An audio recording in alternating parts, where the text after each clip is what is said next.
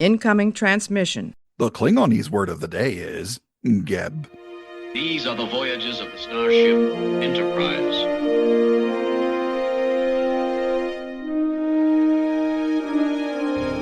So, this is a huge victory for the good guys. Scotty, beam me up. Resistance is futile. Live long and prosper. Boldly go where no man has gone before.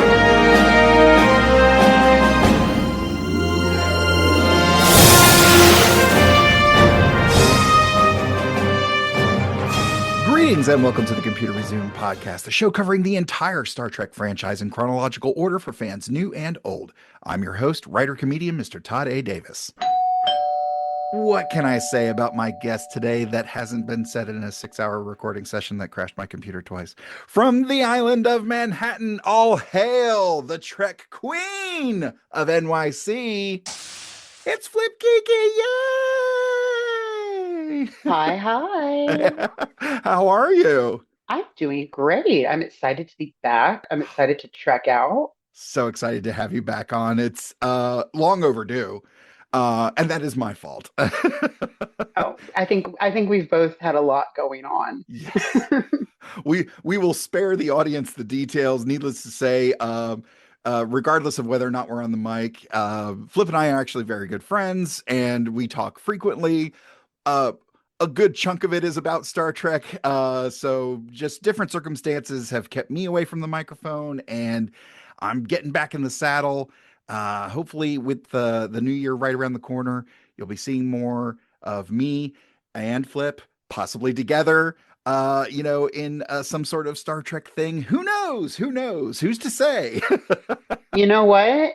The possibilities are endless. We live in a sci-fi franchise. Who doesn't love a crossover? That's right. Anything's fair game. You never know who you're going to see and when. Since our last recording, I'll say, I think there's been a couple of things that have come out in the franchise. A couple news things have dropped. How has your Trek fandom progressed since our last recording? What are you excited about in the franchise?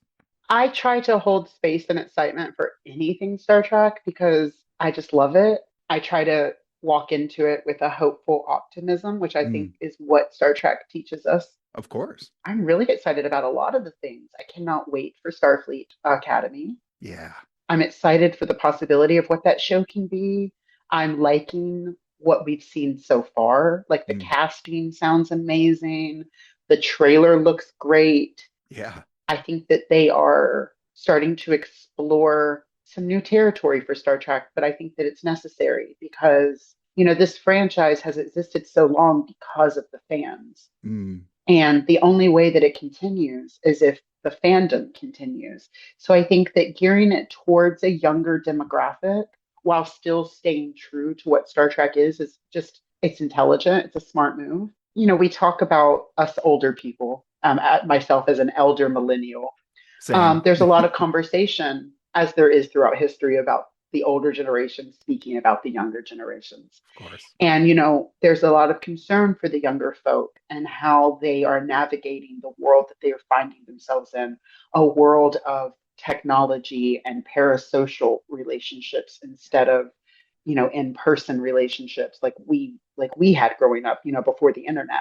Right. And so I think anything that is aimed at people in that age group that shows them how to foster connection, it's only going to teach them the principles that are needed for all of us to create a better humanity. Yeah. That's the message of Trek. And I think everyone on this planet should hear it, old and young alike. Yeah. So yeah, Starfleet Academy, very excited. Sorry, went off into a little thing, as I do. This is a safe place to do that. We know that I love a good ramble. And then I'm super excited, like personally, for the nacelle action figure line. I'm an action figure collector. I always have been, and I always will be. They bring me joy, and I cannot wait. I mean, there's a few that I can't wait to have, but that little Year of Hell Janeway, she's going to be on my shelf right where she belongs in her chair with her phaser rifle and a mug of coffee. Yes. But yeah, I'm really excited about that. And more Strange New Worlds. I'm so excited to see where that series continues to go. It's done nothing but impress me. I think the last season was a lot of fun. It Yeah. really allowed itself to play and experiment. And I think that's what art should be allowed to do. Mhm. You know, they've continued to do the genre hopping and they've really done it in a way of not repeating themselves Yes. and giving us something new while also staying true to the series that they are becoming. I think that Mm-hmm. series has a really clear identity with itself and it's not trying to be anything that it's not trying to be. Yeah, I always recommend Strange New Worlds to film fans Mm-hmm. because of the episodic nature of it. But really, each episode does watch like its own movie. And, Yeah. sometimes that movie is a comedy, sometimes it's a horror, sometimes it's an adventure, sometimes it's a mystery. All of those things are really great and speak to a different section of the audience at large. Yeah. Before we get into our thoughts today, because you said something and it sparked a thing in my brain. I was talking with my trainer at the gym the other day. I said that just so people know I'm working out. I was going to say, I was like, we get it, Todd. We get it. You lift weights. Okay. Um, Fitness life. I'm on the Deanna Troy lifestyle. I stretch every now and again and I eat chocolate. And I'm like, I don't understand why the cat suit's so snug. Um, but I did have this conversation. When you're listening to this, we are actually in November of 2025. We're next week is Thanksgiving, and we were talking about holiday movies and things of that sort. And I always watch Tapestry around Christmas time because if you look at the structure and what's going on, it's very Christmas Carol. It's a Wonderful Life. yeah, the revisiting of your past. It's true. Yeah. I hadn't thought about that lens of that episode. That's really clever. Yeah.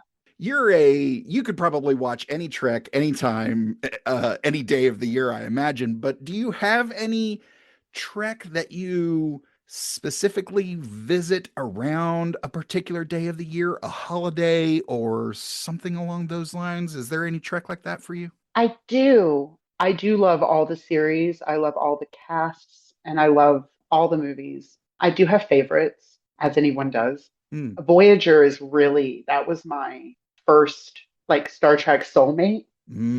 Like I Gotcha. loved The Next Generation. Yeah. I appreciated Deep Space Nine, Hmm. but with Voyager, there was a click with me of like this captain, this crew, this message Yeah. really resonated with me. And I think it's because of just like, a lot of queer individuals will say that about Voyager because, like any Star Trek, it does touch on the chosen family aspects, which we're going to talk about later. Hmm. But Voyager really pushed that home. They really acknowledged in the show we are a family. Yeah.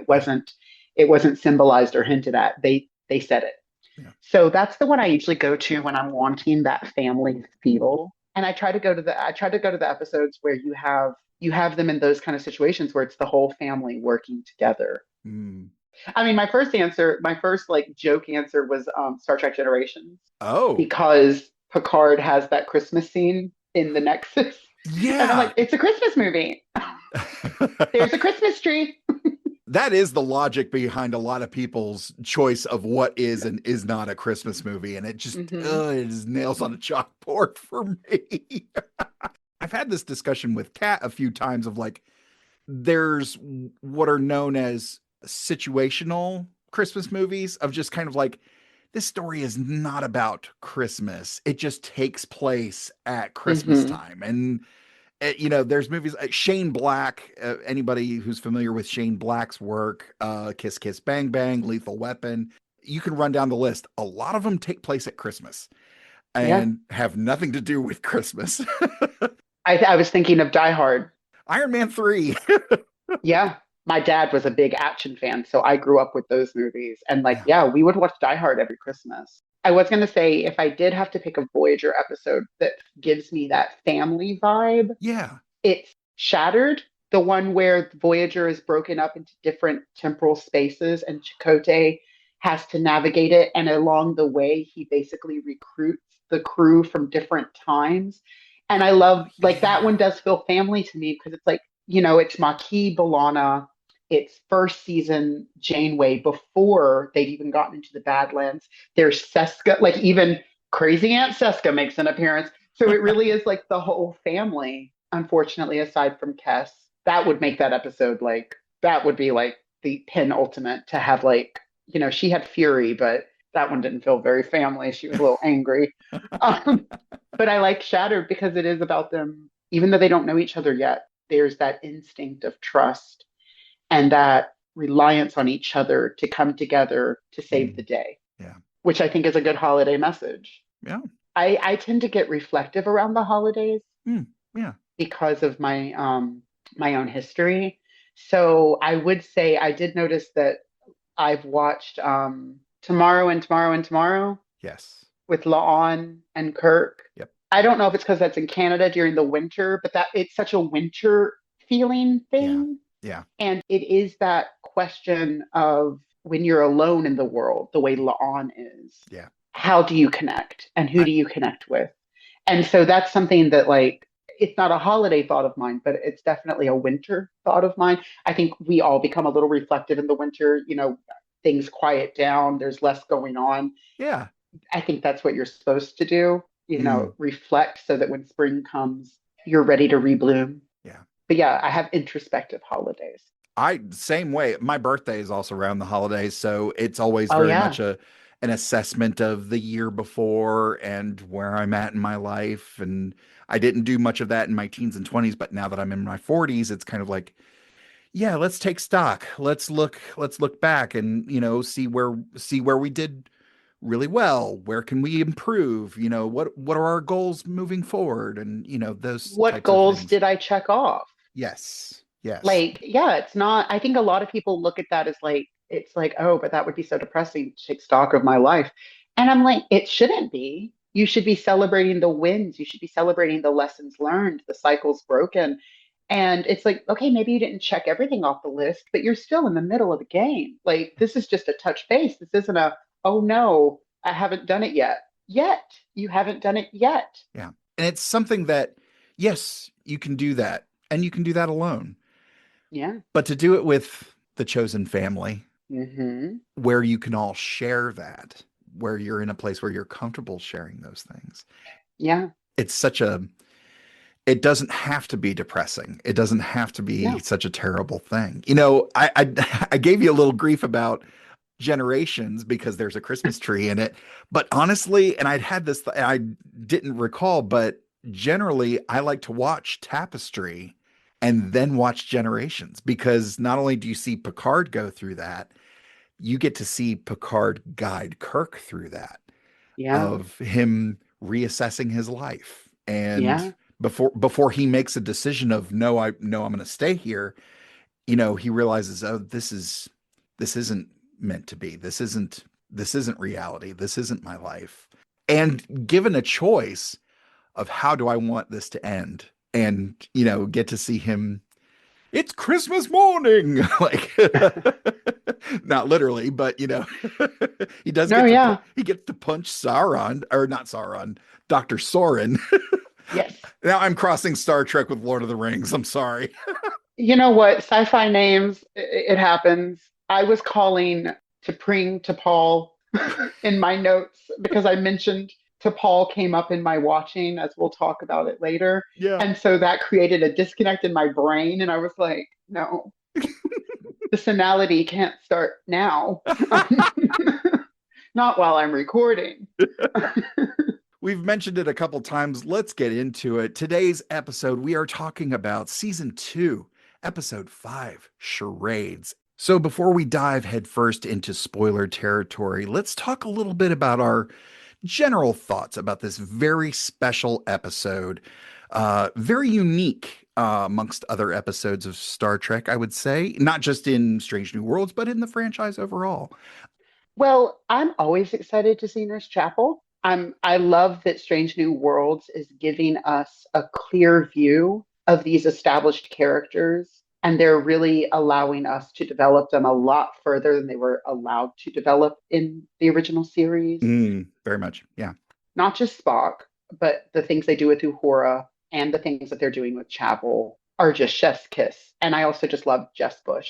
So I remember when I saw the trailer for this episode, I was like, oh, a Chapel episode. Fun. Like I Yeah. was really excited. But that was my thought. Those were my thoughts going in. And I would say 5 seconds in, I was immediately locked in and on board because that's how long it took me to realize this isn't a Chapel episode. This isn't just a fun episode. I was like, this is a Star Trek romantic comedy, like straight up, no smoke and mirrors. They're giving us like montages and voiceovers, which, all of that fits in Star Trek, but the way that they did it, I was like, someone's watched a Nora Ephron film or two. Yeah. That's for sure.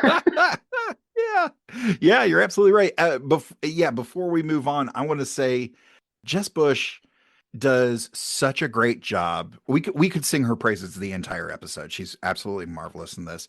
But the one thing I want to say, and it's not the last time I'll mention this particular aspect of performance, but she says so much with her eyes.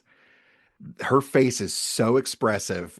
She speaks volumes with a glance. She's She, absolutely fantastic. Love, love, love Jess Bush. yeah, like I said, it was in the cold open Yeah. that I realized what was going on, and the reason I realized it was because of her performance. She's obviously being presented to us as our leading lady in this Mm, romantic comedy, and mhm. we've seen her as a really competent officer. We've seen her as a really fun friend personality. Like we've seen so many layers of Chapel at this point in season 2, but for her to take on the lead of Mm. like, I'm going to carry this episode. And, that does take something. That takes something as an actor, especially on a show that's setting a caliber that Strange New Worlds is setting. Oh, for And the sure. fact that not only did she take the lead, but she took the lead in a way we hadn't seen Chapel do before. We've seen her be funny, but like the looks on her face in that turbo lift scene with Yeah. Mbenga and Spock alone, that's a whole story.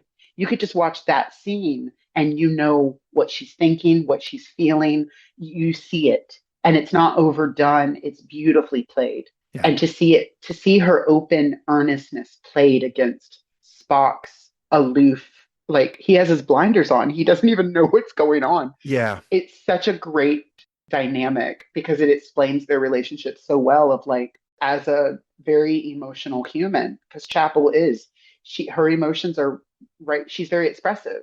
And so to see how her expressiveness plays with Spock's facade of no emotion, Yeah. and to see how they rub off on each other, that's a good dynamic. So to see it framed in this romantic comedy framing, Yeah. it's really fun. I've watched this episode far too many times because it's like, well, I don't have 2 hours for You've Got Mail, but I can watch Charades. I have an hour. I don't normally get into technical things about an episode when we're in the pre-spoiler section of a discussion, but I will say hearing her voiceover as she, moves about the ship and, kind of sets the scene, and then moving into the turbo lift, and of course they have the great scene there in the turbo lift. This is all pre-theme Mhm. there with Mbenga caught in the middle between the two of them. Such a juicy scene. But then Spock gets off the turbo lift and the voiceover continues with him, which I Yeah. thought was a really interesting way of taking the audience through the narrative. Generally speaking, you only have one character doing voiceover personal logs Yeah. for an episode. But when you've got something like this, which Mhm. totally is a romantic comedy, it is about these two people. So Yeah. why wouldn't it? Why, the audience is following their story, not Yeah. necessarily one particular character. So it makes sense for the camera to follow her into the turbo lift with her voiceover and to exit Mhm. with Spock and his voiceover once he gets off the turbo lift. Yeah, that really does establish, like, not only is this a rom-com, but this is a star vehicle above billing. This is a Meg Ryan, Tom Hanks, and they really do establish that format because I picked up on that immediately. Like, she starts, she enters. Now we know what she's doing. We know what she's up to. We know where her head is, and then Spock leaves the turbo lift. He takes over. It lets you know immediately that this is a two-hander. This isn't going to be one-sided. Yeah. Something's about to happen with their relationship. And at that point, it's been nothing but glances and nothing but subtext. So to find, like, immediately before the credits roll that it's like, oh, we're about to get some answers, and I can't wait to see what they are.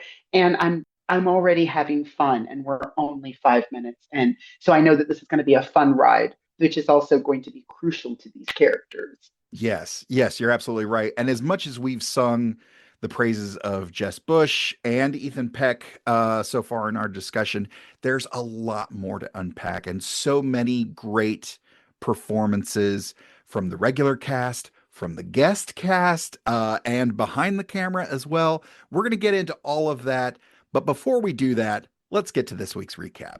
Brought to you in part by our Patreon supporters, Rev J, Jerry Antimano, Kitty B, Ed Milner, Fleet Admiral First Class Fred Sims, and Wren, Sir Chauncey Dalton Featherstone Waugh III, Esquire, Zitzman Chiropractic, Dawn Ringheiser, and Nate D. Spoiler alert. Spoiler alert. Spoiler alert. Mr. Spock, What's happened to me? you were in a shuttle accident. Seems to have made you human. What the I feel different. Don't you get it? Angry. Hungry? I'd slow down a bit if I were you. I'm making it for last time. We're working on a cure. If we can't change him back, he's gonna be stuck like this. Do I smell more human? Spock and Chapel are nearly killed when they encounter a portal created by a higher dimensional race who heal Chapel but accidentally reconfigure Spock's half-human, half-Vulcan physiology to that of a full-blooded human. And on that note, we cue the music.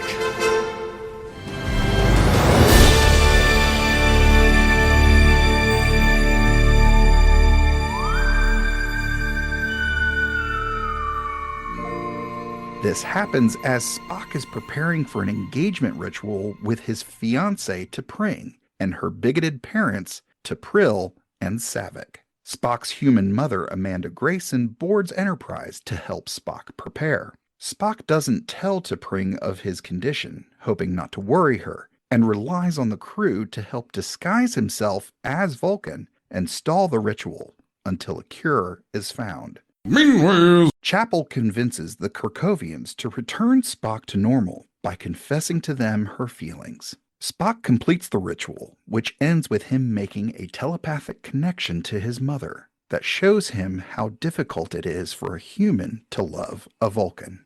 Spock then reveals the ruse to call out to Pril's bigotry. Offended that Spock hid his condition from her, T'Pring asks to take a break from their relationship. we were on a break! Spock later admits to Chapel that he also has feelings for her, and they kiss. And there was much rejoicing. Hey, this is Todd Stashwick. I play Captain Liam Shaw of the starship Titan. But if you ask me if I want to listen to the Computer Resume podcast, I say yes. Okay, so now we are in spoiler territory. Oh gosh, watching this episode, and this is one of those rare instances where I watched the episode multiple times before making my notes and before the recording today, aside from my initial viewing as a fan. But the thing that stuck out to me the most is the suddenly a fish out of water, and this ship and this crew and these circumstances, which should just be another Tuesday for Spock, really. This one incident in the shuttle, investigating this portal, has turned his world upside down. And to top all that off with, oh, now I have to meet my girl's family. Which is anybody who's dated anyone, or to be honest, it even extends beyond romantic relationships. somebody prominent in your life, it's always a little weird to meet that person's inner circle. Introducing the chosen family to someone else is always, it can be a little awkward. And, when the stakes are of a romantic nature, like I think back to, first of all, it's hard to it's hard to remember all the relationships before my wife Kat and I got together, because we've been together for the better part of 20 years at this point. But dating in high school and relationships around that time, I remember meeting sets of parents and just kind of being like, "Hi, I'm an eccentric weirdo. How are you?" Have you ever been in this position? Any instances like this jump out for you in your memory? No, because I like, great, Todd. Yeah, we get it. You work out, you have a successful marriage, you're really crushing it. Love that for you. Some of us have been single for as long as we can remember. No, I mean, I haven't done it romantically, but I remember anytime I meet a close friend's family for the first time, I think you want a validation that they see why the person they love chooses you, whether Yeah. it's as a friend. And I think it also just triggers, that happens a lot when you're a teenager. You make your friends at school, and then if you get closer and closer, you eventually meet each other's families. And of course, when you're that age, you want a stamp of approval, especially Yeah. from someone you see as an adult authority figure. You want so and so's mom to be to like you. Right. So I think that never goes away. It's just that you're not put in those circumstances as much as an adult. But when you are, that those feelings come right back up of like, I just want to be liked. I just want to stand. I want to get a gold star from mom. Oh, Um, yeah, of course. and it is funny that that's universal. It's not just romance, as you said. It is in platonic relationships as well. And it's nice to see that it like spans between planetary cultures. Yeah, again, we're here, we're getting to the holidays. I recall last year at the holidays, my father-in-law visited, and he's much older. He's lived a very different life than I have. And I was a little under the weather at the time, so I was sitting on the couch, and I had an episode of Star Trek on. He walked into the living room and sat down. I said, we don't have to watch this." He goes, "No, no, no, it's Star Trek, right?" I was like, "Yeah." He goes, "Yeah, I like Star Trek," and it was one of the it was one of the few times that I kind of bonded with my father-in-law. It was just like, I had no idea he was a Trekkie. This is so cool. But he's a Navy man. He's much older, so Kirk was his guy. And it was a really nice moment of connection. So yeah, you want that validation, but I think there's also a reminder of it's that thing that you learn as a kid growing up. At some point, there's a clue that your parents or your teachers or whoever the parental figures in your life are, oh, they're human, like, and they're just trying to figure it out just like me. And I think it's always a nice moment when you connect with someone other than, hey, teacher student or parent child, or when that gets broken down to, oh, we are humans just experiencing life day after day pretty much the same way. And I don't know that there's a lot of that here, other than Spock kind of getting one over on T'Pring's mom in the end. But yeah, so those are always heartwarming moments to have. They're always very cathartic to see in a narrative. And yeah, there's a lot going on. There's a lot going on in this episode. I think you've got some points for this. What stuck out to you? The Spock storyline, separate from Chapel, is really when they elevated the genre. Mm. They could have easily done like a popcorn selling rom-com and just had fun and light, but it's like in true Star Trek fashion, they decided no, let's make a point. Let's do this, but let's not do it without purpose. Yeah. And I think that's what gives it such rewatchability. And I think it's also what just makes it really be able to breathe, because it's not just like hijinks and humor. There's also a core message, and that's, Spock's storyline. I see there are the elements of those movies like Meet the Parents, or Yes. Guess Who's Coming to Dinner, which is not a comedy, it's a drama, it's a family drama. Yeah. So you have this like really lighthearted comedic tone with Spock dealing with trying to masquerade the charade of being Vulcan. Yep. You have Pike as, his father figure because his father's not there. Right. And that's when I realized that we're not just seeing a family drama, we're being presented with three family dynamics. You have T'Pring's family, Mhm. which is a little dysfunctional, which is hilarious because they're Vulcans. Yeah. To be dysfunctional is illogical. Yeah. But there it is. And then you have Spock's family, where you see Amanda as the supportive mother who only wants the best for her child. So she offers us the counterpoint to T'Pring's family dynamic. Yeah. And then the third family is the most important in Star Trek and the most through line of every Star Trek series, which is the chosen family. We see this through the montages with Chapel in the beginning, where she's studying to apply for this Vulcan study, this Vulcan fellowship. And we see the crew rallying around her and supporting her and helping her study. And then we also see it when Spock is trying to imitate himself. The crew rallies behind him and they try to help him. Yeah. And it's like, that's what a family is supposed to be.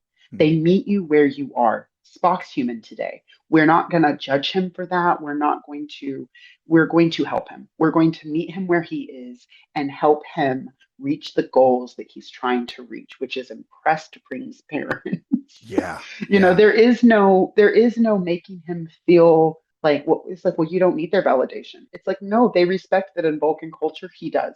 He absolutely does need this validation. Now, should T'Pring's mother be such a raging, probably not, but she is. That's who she is. And so it's a lot of different personalities coming together. Some you love, some you hate, some you love to hate, but that's a family. You're absolutely right. You mentioned something I just want to tack on to the end of that. The idea of these varying personalities and this dysfunctional family encapsulated so well in those first few moments of Sevek trying Pike's food, loving it, and the mom coming in and squishing it immediately. It's like, he wants to be a nice guy. Yeah. He wants to enjoy this. As a Vulcan, probably understands this ceremony is important for his daughter's engagement, his daughter's marriage, but he wouldn't mind enjoying it. And unfortunately, that's just not the woman he married. Yeah. And even like as unlikable as she is, you understand her. Yeah. You understand that duty, and this is Vulcan. We've seen these Vulcans before. This is the society she has been raised in. So it's like, it's so easy to write her off as the villain of the story. But it's like, again, these are just people. These are people doing the best they can do. They are living each day for the first time. None of us are perfect. And so I kind of love that while they acknowledge how difficult she is, there's no judgment passed for how difficult she's being. It's just like, and I think that's also like, that's going to open her mind as a person in the future off screen. We may never see her again. But when you meet someone where they are and you acknowledge them, but you don't judge them, that's the beginnings of maybe them seeing. You don't have to be defensive. You're not being called a bitch. People are just acknowledging that you are one. And so that's going to make you more apt to maybe look at yourself and be like, am I being? Maybe I am. Maybe I should change. As opposed to if you just insult someone, they're not going to be listening to you. Right. So I thought that the crew of the Enterprise and Spock handled her with grace.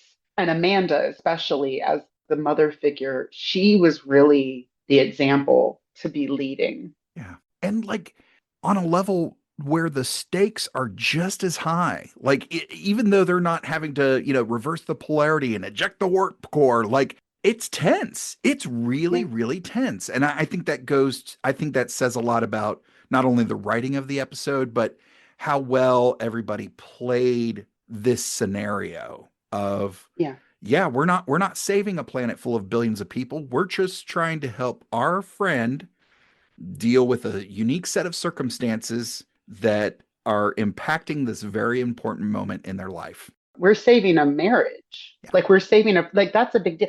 I think it's so beautiful that this episode shows us that the situation does not have to be life and death for the stakes to be high. Yeah. That's more relatable to us as the viewers. We don't get to go on a spaceship and have our life threatened by alien species and have technology try to kill us and we have to save the day at the end. Like we like watching that for the escapism of it. But this episode offers us more of a connection with the characters because we're seeing them navigate something we can understand. We're seeing Chapel navigate her feelings for Spock. We're seeing Spock navigate his feelings with his own identity. On top of that, we're seeing them navigate this relationship with his fiance and her family. And it's so illustrative that in real life, you're never only dealing with one thing at a time. Your plate will always be full. You will always have work. You will always have personal life. And then you're going to have your own personal journey. Yeah. And they show that in this episode. Chapel's on her own personal journey, trying to advance her career while exploring her feelings with Spock.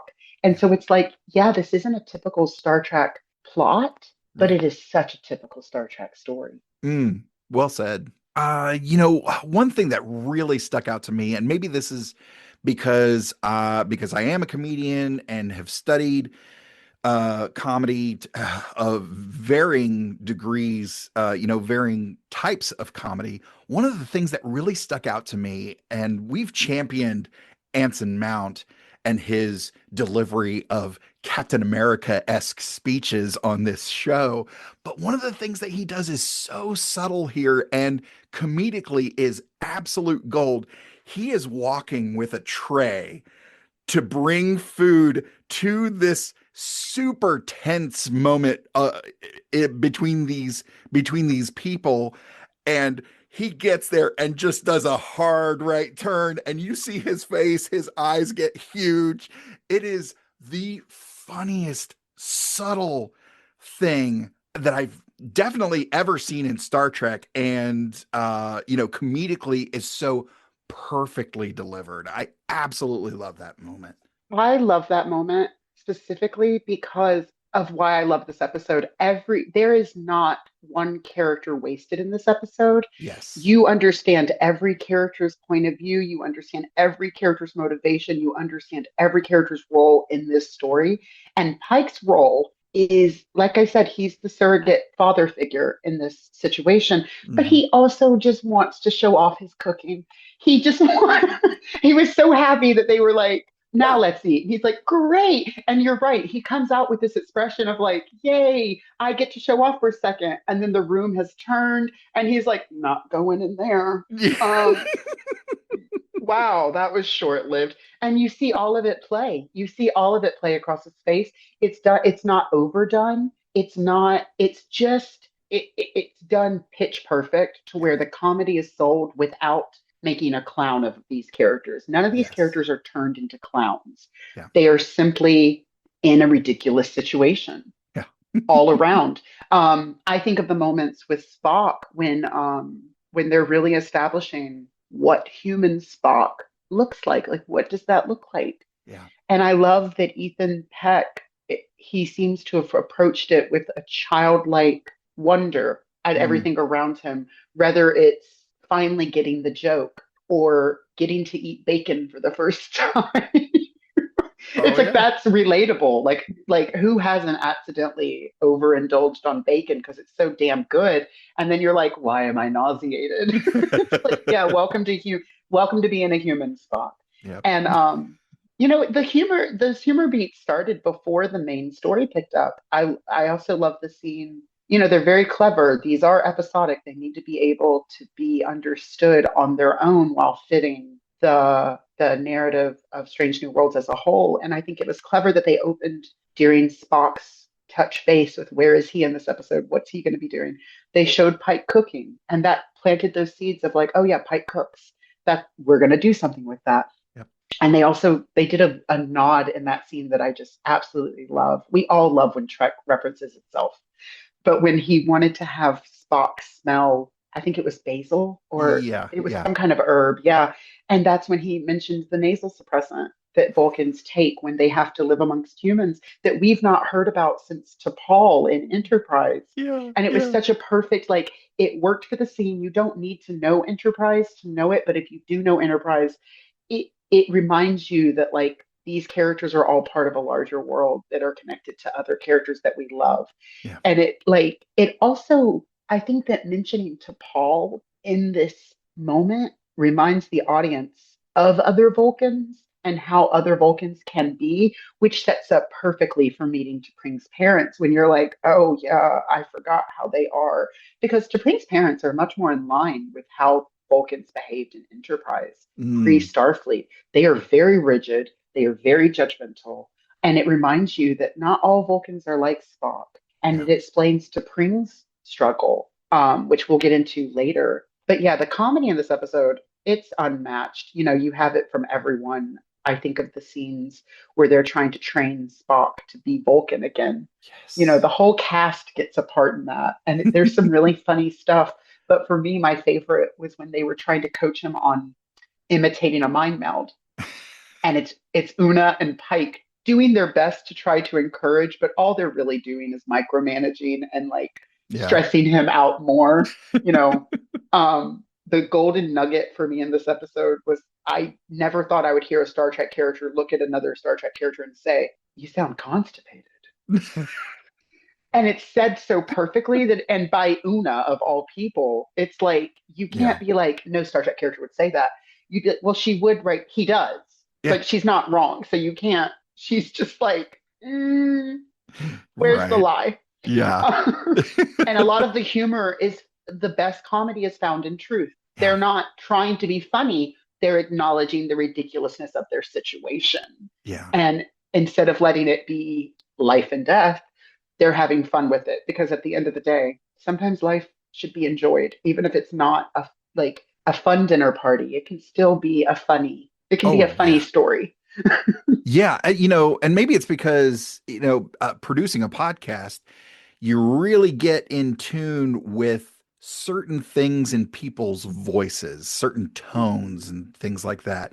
And even when he's sitting there and very forcefully, very commandfully, my mind to your mind, my thoughts to your thoughts. Like, us as Trekkies are just like, oh wow, that sounds horrible. Like, yeah, I'm like, no, that's nowhere close. Like, yeah, sorry, Spock. Like, yeah, in that scene, it's almost like Una and Pike get to be our voices of like, yeah, no, they need to help him because he's not.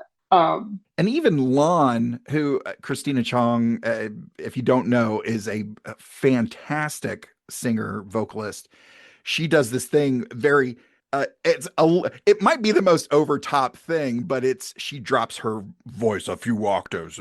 I'm Vulcan. I love logic. I love that scene. I love how they're all ribbing him a little bit. They're also genuinely just trying to help him. Mm-hmm. And it's also such a good example of your friends knowing you better than you know you. Because he's like, do I really sound like that? And they're like, yeah, you kind of do. And again, as the audience, we can't disagree with them. It's like, yeah, you do. Like, we don't realize how stiff he is because he does it so naturally. Mm-hmm. When Ethan Peck is playing the true Spock, he does such a good job of balancing internal emotion with his outward performance that we don't see the stiffness until it's gone. And then it's like, oh, wow. Like, it really is. This episode doesn't just show him as a good comedic actor because of the removal of the Spock performance as we know it. Mm-hmm. It allows us to appreciate that Spock performance to like really high level. Like, he is giving the character the same amount of weight that Nimoy and Quintos has given it. He really gets the character, and you can only play the character badly when you know what good is. Like he Yeah. knows what true Spock's voice is, and that's what allows him to not do true Spock's voice. And that's when you realize it's not instinctual. This is not Ethan Peck instinctually playing a Vulcan. Because if it were instincts, he wouldn't be able to turn it off the way he does. Yeah. And it really does highlight the technique. Absolutely. You brought up La'an, and the other thing I loved in this episode, now knowing the future of Strange New Worlds, I won't say much because I don't want to spoil it for people watching with you. But that scene, we haven't seen them interact that much in the series yet. And what they do in that scene, it's such a beautiful foreshadowing of what's to come, while also not being overhanded or overplayed. It works in this episode. If it had gone nowhere, it would be fine. Yeah. But when you know what happens later, and I think that's good Star Trek, is when there are layers on layers on layers, so that when you do rewatch, you're picking up on things in a different way when you know what happens the next season or how something ends. And I think that's so cool. I just love that, like, knowing these writers, they knew where they were going in season 3. They seem to have a very clear, they have a clear guide of where they're taking the characters, even if they don't always know where the story is going to go yet, that they're exploring, but they have such a clear view of these characters and their trajectory that I love when that is planted there. When I mentioned earlier about Jess Bush being able to deliver so much with her eyes, here again, Ethan Peck, here's the other side of the coin. When she injects him, you see his eyes change and he's Spock again. And it's like, first of all, a heartbreaking moment, but at the same time, like looking at the performance, wow, like what a phenomenal, subtle way to say this character is different. There is a coldness, there is a deadness, a stillness. I won't say deadness, but a stillness in the eyes to let us know, okay, Spock's back. And it's a phenomenal performance detail. I absolutely love it. It really is. I know exactly the moment you're talking about because it read slightly different for me. You definitely see Spock come back, but what I love about it is that there's something in his eyes for me where you also kind of see him processing what's happening through his true point of view. Yep. And so while Spock is back, he's not the same Spock that he was before this. He felt the feelings that he felt. He felt them in their human form, which we know that Vulcan emotions just simply aren't as strong as human emotions. That's why they're able to be suppressed. A human would never be able to suppress their emotions to the level of a Vulcan because it's established throughout Star Trek that human emotions are stronger and more passionate. So he got to feel that. He didn't just feel his love of bacon. He started to feel his feelings about people in a different way. So it's like while the Vulcan mask is put back on, some bells can't be unrung. And that's what we see at the end of the episode. He has to accept that he does have these feelings. He can't act like they did. That would be illogical. And it's just one of the like we've established, this is on the surface, it's a romantic comedy, but it doesn't allow itself to only be that. There's also underlayers of family drama. You know, we're exploring racism and bigotry through T'Pring's parents. Like I said, it harkens to Guess Who's Coming to Dinner, that amazing Hepburn Tracy film. Yeah. Which, you know, if the listeners have not seen that movie, please do yourself a favor. It's so in line with the Star Trek message of putting down old ways and learning a better path for humanity, and how it explores racial relations in the 60s with a biracial relationship. But we also see that nuance with Chapel in her own story. You know, Spock has been changed, and not only does she have romantic feelings for him, that's her best friend. Yeah. So while he's dealing with like hijinks and family drama, she's dealing with the existential realization that my friend's life is on the line. There is a life at stake in this episode. Yeah. And it's Spock. And that's Christine's mission. She picks it up, and she doesn't pick it up because she has a crush on him. She doesn't pick it up because he looks good in that uniform. It comes from a place of true affection and care for her friend. So it makes it so much heavier than just like two people realizing their attraction to each other. It's two people realizing how deep and true their feelings are for each other. And you see these moments of revelation throughout the episode. You see T'Pring have her own moment of revelation of, I'm trying to make my family happy. I'm trying to make Spock happy. And I'm trying to pretend that that is making me happy. But I'm the one in the middle here. Yeah. I'm the one being torn between my parents and my fiance. And I'm also realizing that my fiance just will never trust me with certain things. Yeah. And while his intentions may be good, she takes that moment to say, I can't do this right now. I can't do this. I need a break from this. Yeah. And I love that because it gives her character a voice. Because in a classic rom-com, she could easily be painted as the cold fish girlfriend that Right. the lead character needs to dump to get with our plucky, likable lead. Yeah. But they didn't do that to T'Pring. They allowed her a point of view. They allowed her motivation. They allowed her sympathy. We sympathize with her in that moment. She's breaking her own heart by acknowledging that this relationship that she's counted on being her future isn't going to work for her, and it's not working for Spock. Yeah. And maybe they both do need to reevaluate. They need to take a break. And the fact that was her takeaway from this, she's not just the girlfriend. She's her own woman. She has her own story that we don't get to see in this show, unfortunately, because I love that actor and I love that character. But I love that they really, the supporting cast, the writers and the actors, what they do in this episode is amazing. Amanda's performance, her, T'Pring's parent, everyone. Yeah. And no one's one note. No one, you have a lot going on, but they still were able to allow every single character to matter to themselves and to the story. Yeah. Yeah, absolutely. Do you have any other points? Well, yeah, I think I've touched upon it. And, we've mentioned the chosen family. Mm-hmm. And like we've said, that theme is explored so much throughout Trek. Oh, yeah. It plays such a heavy role in every single Star Trek series. These crews are family. Yeah.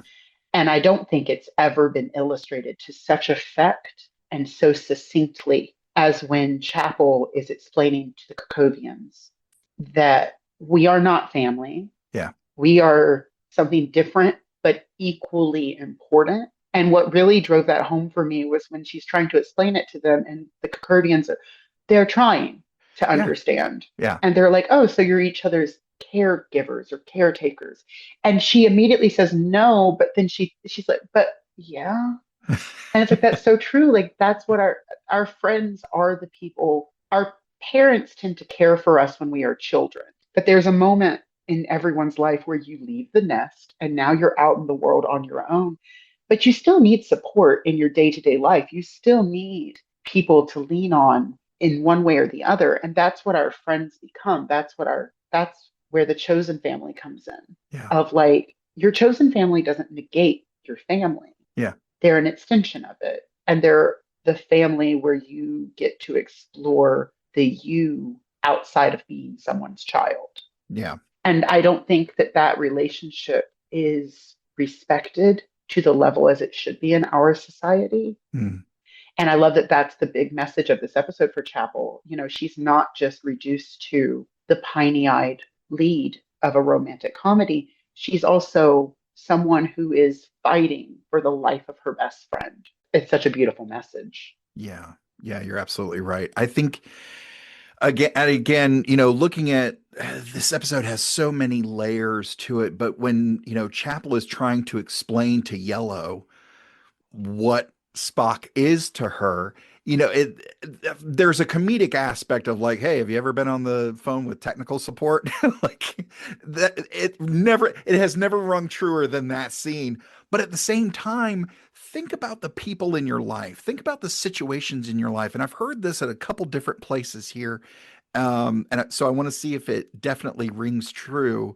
They've been saying, like, take certain things in your life and imagine explaining it to an alien who has just arrived on Earth for the very first time. How do you explain Thanksgiving? How do you explain your spouse versus your friends? How do you explain shoes? Like, how do you explain certain things? Like, and I think in doing that, when you are presented with that opportunity to explain this to someone else, it also clarifies it for yourself of like, So Spock is your caretaker? Well, no, but kind of like that, and that might have been a realization for Chapel in that moment. Oh, I definitely agree. I mean, Uhura is the one that expresses it. She's like, tell them that how you feel. And Chapel responds like, I don't know how I feel. So it does put her on the spot and Yeah. it does force her to really look at it, which that's what we should all do. We all need to really look, especially when it comes down to something as important as the people that I surround myself with and the people that I choose to love. Yeah. Don't ignore those feelings. If you have feelings for someone, what the worst that would happen is that they don't feel the exact same way, but at least you've gotten it out. Yeah. And now you can choose how you navigate that. Yeah. I mean, I think we've all been there where we had a crush on someone, but they didn't return it. It's a very human, Sure. a very human experience. And as I've gotten older, I give myself credit because I've always just been very emotionally open. Mm.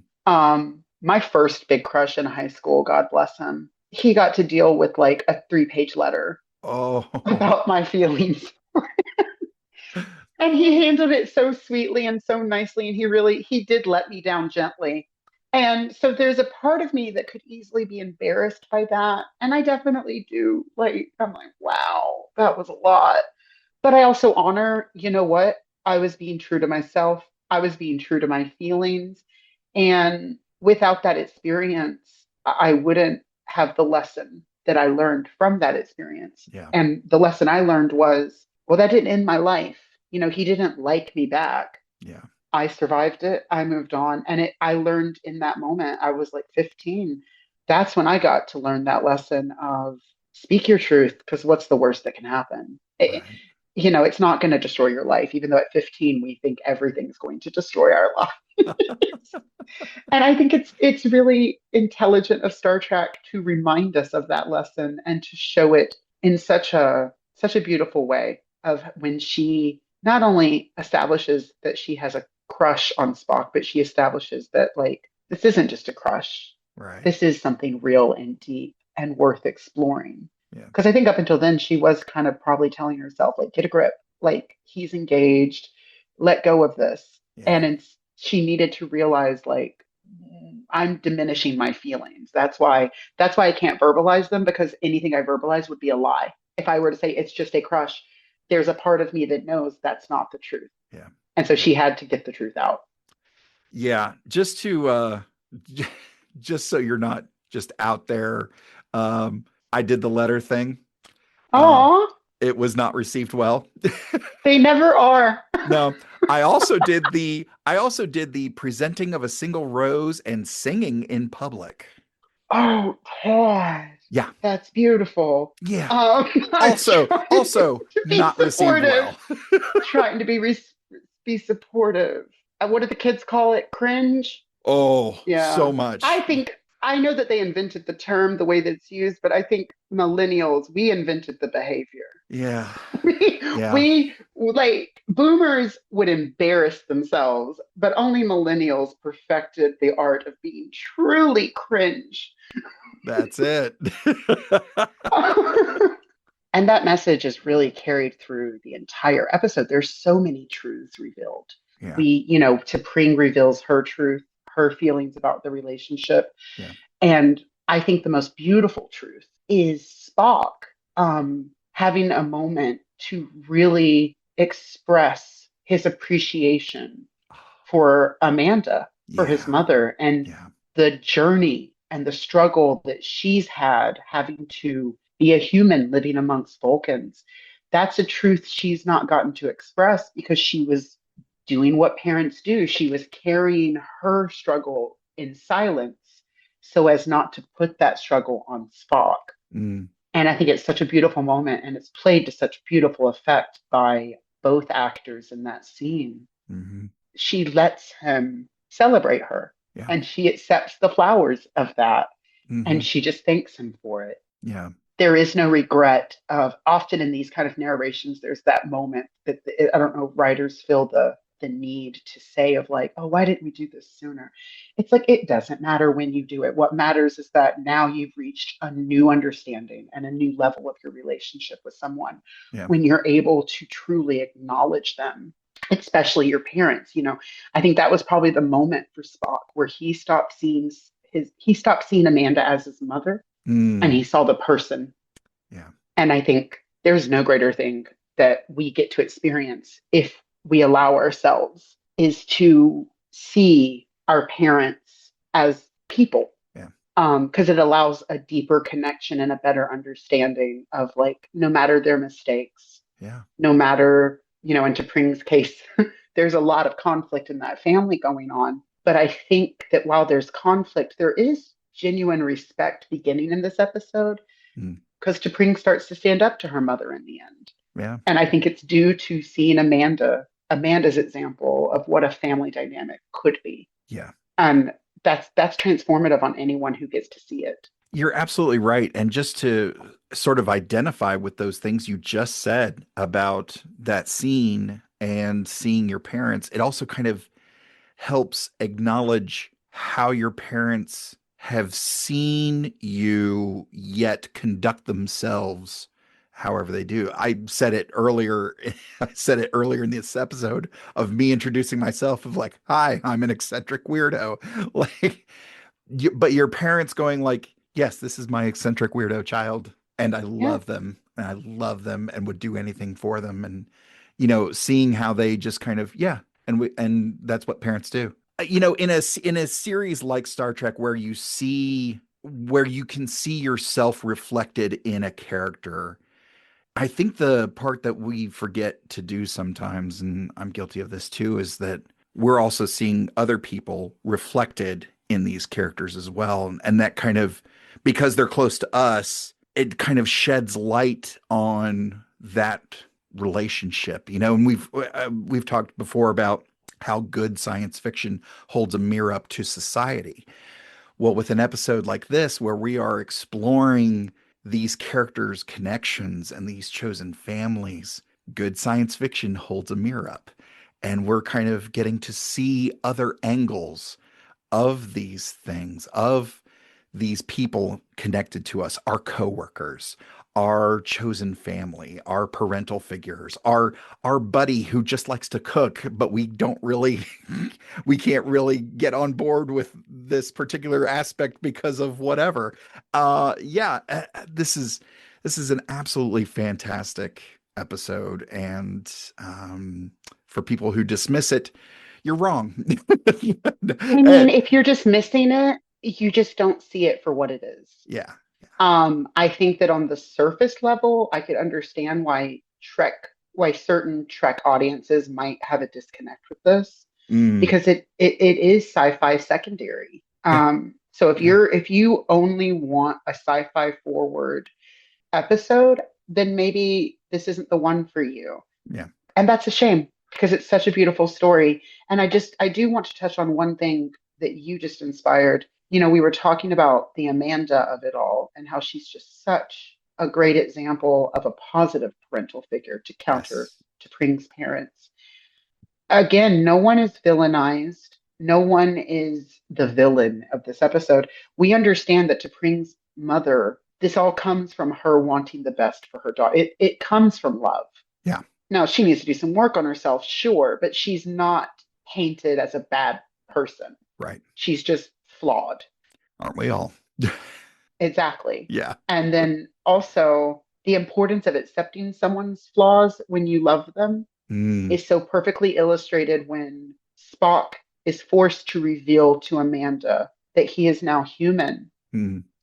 She doesn't skip a beat. This is her son in front of her, no matter what form he is in. She goes immediately to, what do I need to do for my son? There is no I feel like in the past, there would have been this whole crisis on like, is this my son? Blah, blah. Like, she doesn't go there. She doesn't even think about it. This is Spock. Human or Vulcan that is her son. She loves him unconditionally. And it's played so, it's illustrated so beautifully in that moment of her just saying, you're human. How are we going to deal with this? Not how are you, how are you going to deal with this? Yeah. What have you done? What has happened? She doesn't care what's happened. She cares about her son. Yep. And that's just beautiful. Yeah. Yeah. Absolutely. I think that's everything. Okay.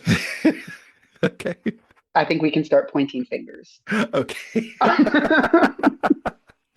Well, folks, we have spent a lot of time so lovingly trying to peel back every layer and look in every corner of this episode. We've championed our main characters, we've championed our side characters. But as we do every episode, we ask the question lovingly, who do we blame? This episode was written by Catherine Lynn and Henry Alonzo Myers. Henry Alonzo Myers, of course, one of the many executive producers of Strange New Worlds and a writer. The last episode he wrote was the first episode of season 2, The Broken Circle, which we discussed with Star Trek Prodigy's Bonnie Gordon back on episode 129. Now, Catherine Lynn has an interesting, albeit short resume. She is a Filipino-American comedian, originally from Michigan. Her first acting credit was as an uncredited extra in The Weatherman, starring Nicolas Cage back in 2005. Have you ever seen The Weatherman? I have, yeah. It's a good movie. I really like it. It is. It's been a while really since I've revisited it. I might have to watch it again. Anyway, Catherine's first writing credit was almost a decade later on an indie horror movie she also acted in called Find Me, directed by Andy Palmer. In 2021, she landed a gig on a little show called Star Trek Lower Decks as an executive story editor beginning in season 2. Her first written by credit would be later that same season in episode 9, Wej Douge. Now, this is her first work in the chronology, but definitely not her last. And here's why that's noteworthy. Kat has been nominated for 2 Hugo Awards for her work in the franchise. I won't tell you which episodes, but needless to say, they're significant. I do want to point out that it's not surprising that there was a female writer in the room. And also, you mentioned that she's Filipino. Mm-hmm. And, you know, my great grandmother was Filipino. Oh. And so anyone who knows Filipino culture knows that like family and duty and respecting your family is really important, as it is to many Asian cultures. Yeah. So that's not surprising now to see that you said she worked on Lower Decks as well. So it makes sense now. Like, she understands Trek comedy because Lower Decks. And she also understands cultural and racial undertones. Yes. Because she's probably lived them. And also the strong voices of Chapel and T'Pring. Yeah. And, you know, the women characters in this episode being so dimensional yet perfect for the story. It makes sense. I'm like, that's why this is so good, because it comes from a place of knowledge and a place of truth, even down to the writer's lived experience. This episode was directed by Jordan Canning. From her website, getsetfilms.com, Jordan is a 2010 graduate of the Directors Lab at the Canadian Film Center and an alumnus of the Tribeca International Film Festival Talent Lab, TIFF for short. She also has done TIFF Pitch This, and she is an alumnus of the Women in the Director's Chair. Her first feature, We Were Wolves, premiered at the 2014 Toronto International Film Festival. Her second film, Suck It Up, premiered at Slam Dance in 2017 and won Best Feature at the B3 Frankfurt Biennale. Her third feature, Ordinary Days, won Best Director at the 2018 Canadian Film Festival. And her credits include episodes of Schitt's Creek and Fraggle Rock, but also 23 episodes of something called Space Writers Division Earth. Here's the little one-line synopsis of this. Inspired by utterly fictional events, Space Writers Division Earth is the story of 2 out-of-shape nobodies who accidentally become Earth's heroes. Sounds a little like Galaxy Quest. Yeah, I was going to say, now I want to watch this. Yeah, it sounds like a lot of fun. I'll have to check it out. This is her first, but definitely not her last work in the franchise. And then we have some amazing guest stars. Mia Kirshner, Gia Sandhu returning as Amanda Grayson and T'Pring, respectively. We've sung their praises already. They are fantastic actors. Look them up. They're incredible. So thank you for your wonderful returns to these wonderful characters. And then we've got Michael Benyar as Savet. He's done a ton of voice work, but the first time you'd have seen him was in a 1987 episode of 21 Jump Street. He also appeared in 1997's Masterminds, which was co-written by Star Trek alum Chris Black and starring Patrick Stewart. So there's some Star Trek connections there. Wow. Yeah. Have you seen Masterminds? It's not ringing a bell. I should look into it. It's one of those rare Patrick Stewart as a villain performances. It's very like camp 90s kids movie along the same lines as kind of like Heavyweights or Camp Nowhere. It kind of fits in with those types of movies. But yeah, Patrick Stewart, as he's got a mustache, he might as well be twirling it type villain. It's wild. And then, of course, as T'Pring's mother, T'Pril, we have Elora. She's got a uniquely spelled last name. I'm going to do my best.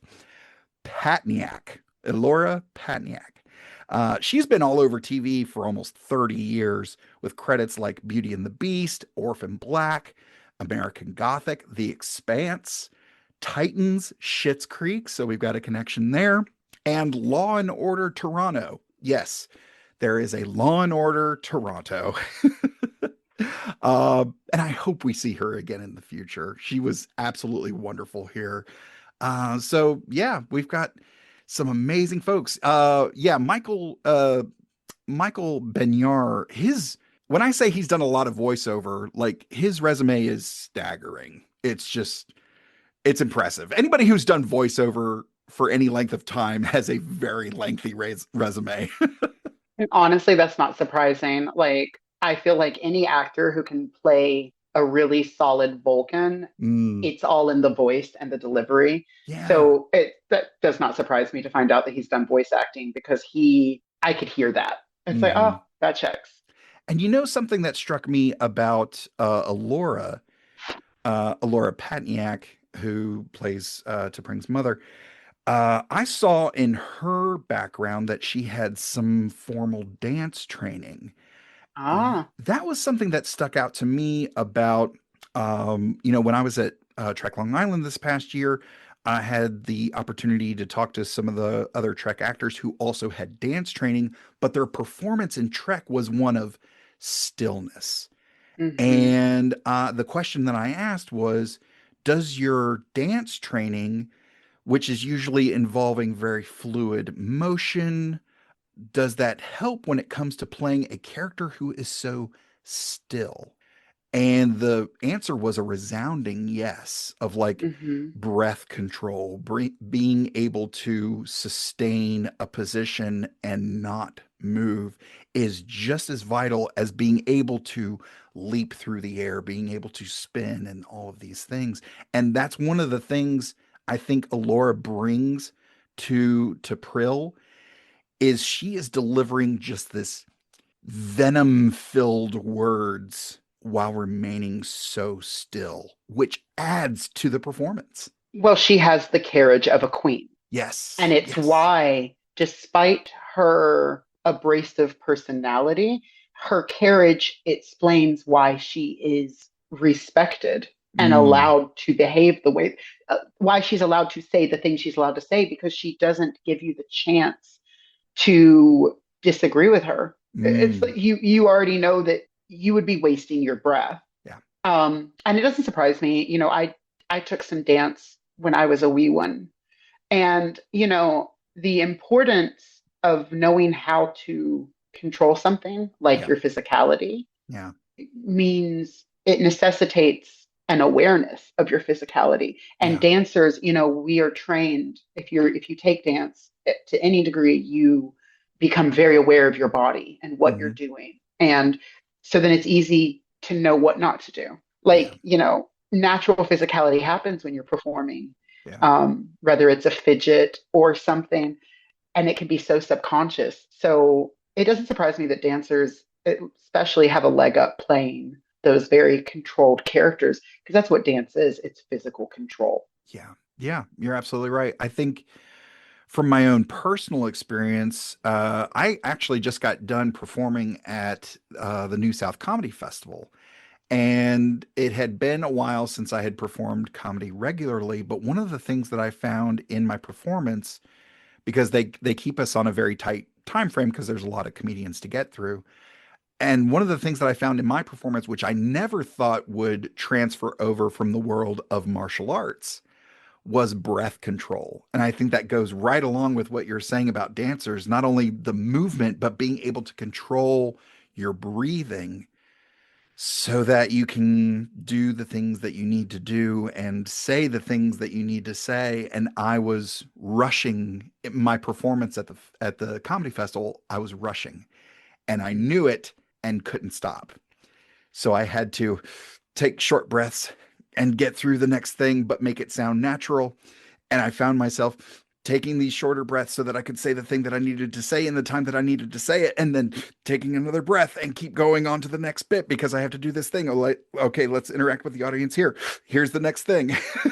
So, being able to do that, as well as these actors, again, I'm a big champion of the day players, the folks that come in for an episode, knock it out of the park, and then they're on to the next thing. It's impressive. It's really impressive. A bad guest star can destroy an episode. Yeah. Yeah. Trek has a really good track record. Try saying that 3 times fast. Trek's track record is really good at picking phenomenal actors for supporting roles and guest appearances. Yeah. I mean, we've gotten some great actors in Trek, like Academy Award winners. And yeah, again, this is another example of Strange New Worlds getting it right, understanding that those are the characters that the fans remember. Yeah. We all have our favorite guest stars from every series, and sometimes they were only in one episode. Mm-hmm. But a good actor in the right part, that's all. You only need one episode to make a lasting impact. Yeah. And again, like we're both like, bring them back. Like that's when you know that it's good, because we want to see them again and we don't care how. It's like, well, to bring in Spock or on break, so them coming back would not be the most organic thing as of right now. And I'm like, figure out a way. I don't care how you make it happen. I will suspend disbelief as long as you give me a decent reason. It's fine, because they were that good. Like, Yeah. I would love to see them again. Yeah. Well, Flip, this is the time of the episode where we step back and look at the picture as a whole and ask the question that we do every episode: is this essential viewing? If somebody is sitting down and going through Trek for the very first time and they come to this episode, season 2, episode 5, Charades, is this a must-watch episode, or is this one that they can skip? I think I know where you're going to fall on this. I think every episode's a must-watch because yeah, of course. I'm a Trekkie. But I'll tell you what, I understand. I think that my qualifier for answering this question would be to clarify someone's intention. Are you wanting sci-fi adventure? Is it the sci-fi itch that you need scratched?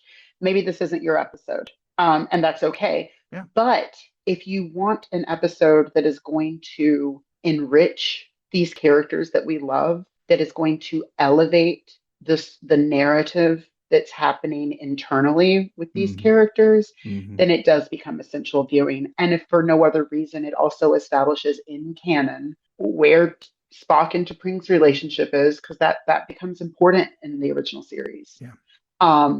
It also establishes a further development of Spock and Chapel's relationship, which is a formative relationship for both of those characters, as well as a solid through line of Strange New Worlds. Yeah.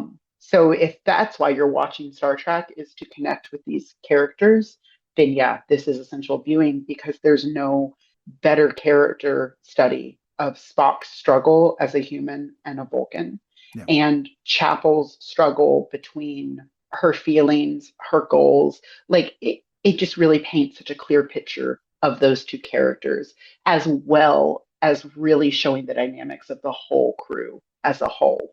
Yeah, I think you're absolutely right. Anything I would say here is basically just going to echo exactly what you just said. If you like seeing the crew work together as a crew, then this is an episode for you. If you love sort of the behind the lore of Spock and Chapel, that aspect, this is certainly a pivotal episode. Even if you're just on a Spock track, if you're like, Spock's my guy, ride or die, then this is a must see episode. Mm-hmm. Yeah, if you're into the big overarching plot, which there's nothing wrong with that either. But then, yeah, this is probably a footnote. It might not be, in the regular the watch list of certain folks, and that's okay. But we've always said it's not the ship, it's the crew. Yeah. And this really highlights some pivotal moments for certainly Spock and Chapel. And like you said, the crew as a whole. Yeah, this episode isn't going to make it into Starfleet's official log for the Enterprise, probably, Right. but it's definitely going to be in a memoir. Mm. Like it's going to be in someone's memoir, whether it's Spock's, T'Pring's, or Chapel's.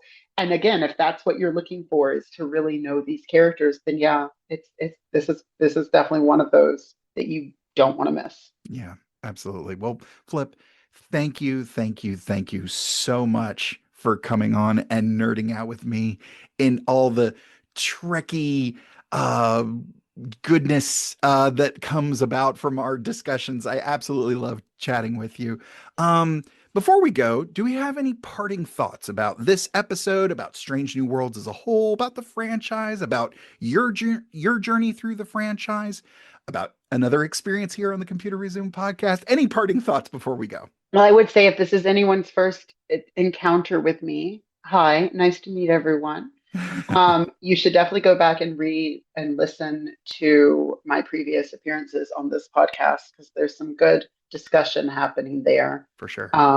If I'm not mistaken, I know I did a Discovery episode. Yes. And I want to say it's the one where Tilly goes into the Sporeverse. I think so. Yes. It was definitely Tilly centric. I do remember that. Yeah. And I remember my other one was we got to talk about Captain Angel, my favorite guest star of season 1. So I'm always happy to come and talk about Star Trek with you, because again, it almost feels like my experience on this podcast mirrors Chapel's experience with the Kirkovians. It's like you don't realize how important something is until you're forced to, I don't want to say defend it, because I'm not defending my love of Star Trek. I'm simply centering on it and expressing it. And that's when I remember like how much this show means to me, how much these characters mean to me, is when I really do take the time to celebrate them. And I think your podcast is such a good space for celebrating this franchise. So thank you for having me. Also, if you want to follow me on my journeys, you can find me currently. I'm most active on Instagram and Threads at Flippe Kikee, pretty easy. I do have some exciting things in the works. I have some Trek Queen show ideas that I am developing and working on. Those are going to be a little more in the further future. Definitely 2026 at some point. But coming up on the horizon, I have a brand new project that I'm so excited to be working on and to one day share, which is an original Star Trek short story, an original Star Trek story set in the universe that we love, with some brand new characters of my own invention. I want to tell stories that relate to my experience as a human, that can hopefully connect with people that can relate to that experience. And if you don't relate to my experience, maybe it can help you get a window into someone else's experience and make us understand each other better. That's what Star Trek is supposed to be doing. And I'm excited to throw my hat in that storytelling ring. Awesome. Hopefully I'm not out of line with saying you've given me some some very choice nuggets of things that are happening behind the scenes and things that we can see in the future. And I'll just say I am so excited as a fan. I can't wait. And I can't wait till it's in the world and live. And I'm so excited. So excited. Well, folks, next time we will have another very special guest for Star Trek Strange New Worlds Season 2, Episode 6, Lost in Translation, which is available wherever you decide to watch Star Trek. Flip, where again can people find you on the internet and support things you got going on and just interact with you and become a huge fan of yours just like I am? Aw, thank you. You can follow me on Instagram or Threads. Those are my mainstays. Both are at Flippe Kikee, FLIPPEKIKEE. I will be posting in the very near future. I'll be posting some character sketches from my new story on Instagram, and I'll probably be asking for some input on Threads because you know what? Trekkies are the best people to give me good Star Trek ideas. So if you want to come engage, come do it. My DMs are open. And I am at Mr. Todd A. Davis on all of the socials. From all of us at the Computer Resume podcast, thank you so much for listening. And I'll see you in 10 Forward.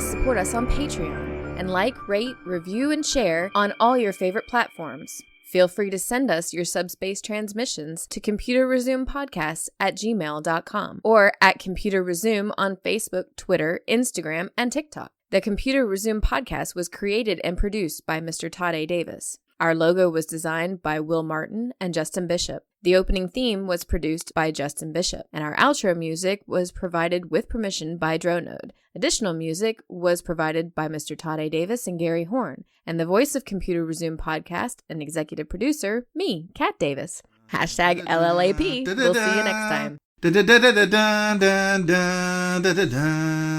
Going through a Star Trek. We're doing Star Trek stuff in space. We probably got some phasers and shuttle pods, and we're gonna find a brand new race. How's that for a slice of fried gold?